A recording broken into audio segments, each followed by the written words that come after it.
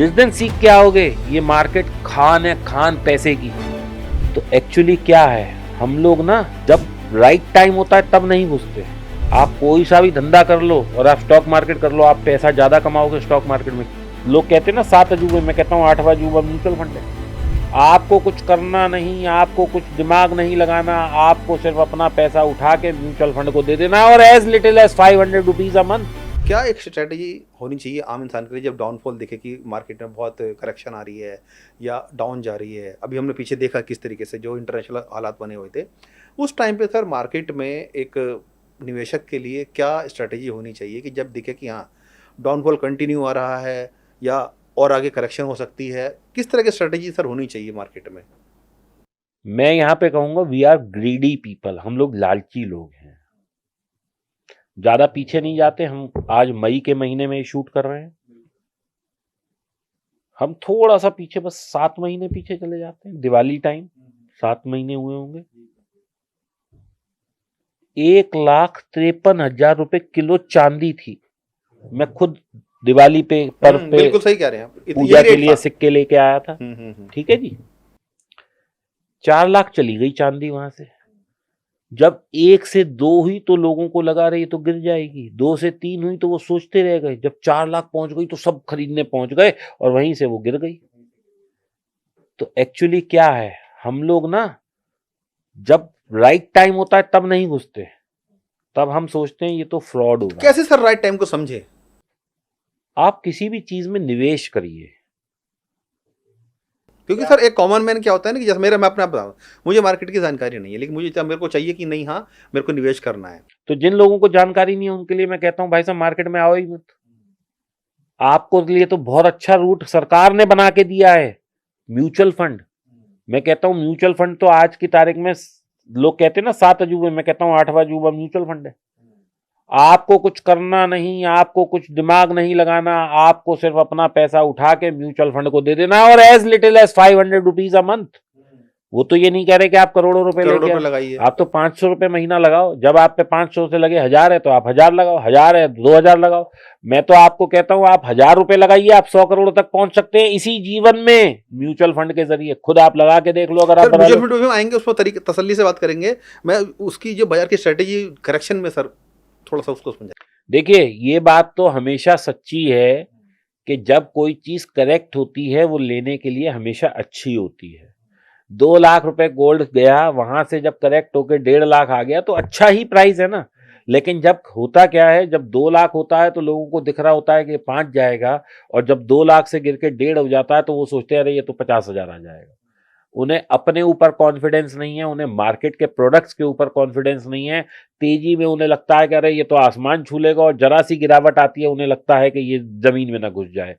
मैं आपको बताता हूं, लोगों के पास यही डेटा नहीं है कि बाजार कितना गिरता है। मैं आपको बताता हूं 1990, यानी कि हम कितने बात कर रहे हैं, 35 साल पहले तक का डेटा, 36 साल का मैं बता रहा हूं।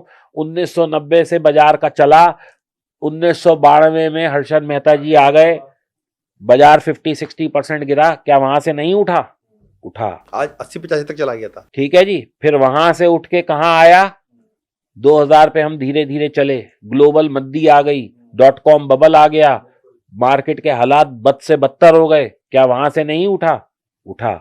2004 में मनमोहन सिंह जी ने पूरी मेहनत लगा दी, ग्लोबलाइजेशन ये वो टीम टाम, बाजार फिर ऊपर आ गया। 2008 में लेमन ब्रदर हुआ, बाजार फिर गिर गया। क्या वहां से नहीं उठा? फिर वहां से चला। अन्य मार्केट तो और ज्यादा क्रैश हुई थी। ठीक है जी। वहां से फिर चला, फिर ऊपर आया, संभली इकोनॉमी, बाजार में तेजी आई। 2014 में मोदी जी आए, मोदी जी का वेलकम किया बाजार ने, पूरी शानदार विक्ट्री हुई इनकी। बाजार 6000 से 9000 चला गया। 2000 से फिर मोदी जी ने कहा जी अब हम कल से नोटबंदी कर रहे हैं भैया, फिर बाजार गिर गया 50%, फिर करेक्शन आ गई। फिर क्या वहां से नहीं उठा? फिर वहां से उठा। 2020 तक फिर उठता रहा। 2020 में कोविड जैसी महामारी आ गई। अब क्या इस बीच में हमने और वैश्विक स्थितियां नहीं देखी? कितने युद्ध देखे। अच्छा चलो 2020 से 2025 आया, सुपर बम्पर बढ़ रहा है तब से बाजार। अब अगर 12-15-20% क्रैश हो गया या करेक्ट हो गया तो क्यों आए बात का रोना है?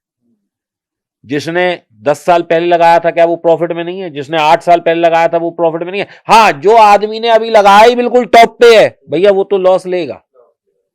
दूसरी चीज, क्या इस बीच में हमने लड़ाइयां नहीं देखी? यूक्रेन वॉर देख ली, मिडिल ईस्ट और मैं तो 1990 से बताता हूं, खाड़ी युद्ध 20 साल तक चलता रहा, ईरान इराक लड़ रहे थे। अगर किसी को नहीं पता है तो वो पीछे की किताबें या गूगल कर लेना, खाड़ी युद्ध देखो कितने साल चला था। क्यों चला था? एक अमेरिका की एजेंसी कहती है यहां तेल है, ईरान कहता है ये मेरा कब्जा है, इराक कहता है मेरा है, बाद में कहते हैं भैया तेल नहीं है, तुम लड़ो मत यार, खत्म हो जाओ।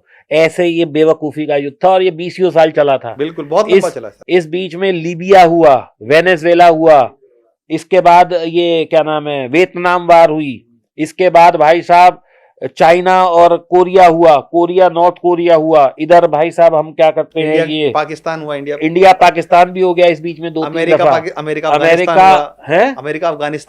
अफगानिस्तान हुआ, अमेरिका इराक हुआ, अमेरिका लीबिया हुआ। तो क्या हमने लड़ाइयां नहीं देखी? भाई साहब बाजार हर दुखड़े को पीछे छोड़ के ऊपर उठ जाता है। क्यों उठ जाता है? इसके पीछे का कारण समझते हैं।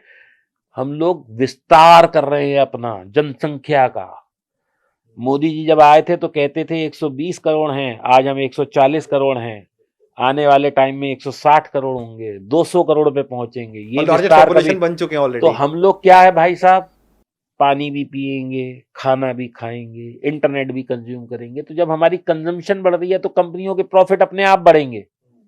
जब कंपनियों के प्रॉफिट बढ़ेंगे तो स्टॉक मार्केट बढ़ेगा। सिंपल सा गणित है, कोई इसमें सोचने समझने वाली बात ही नहीं है।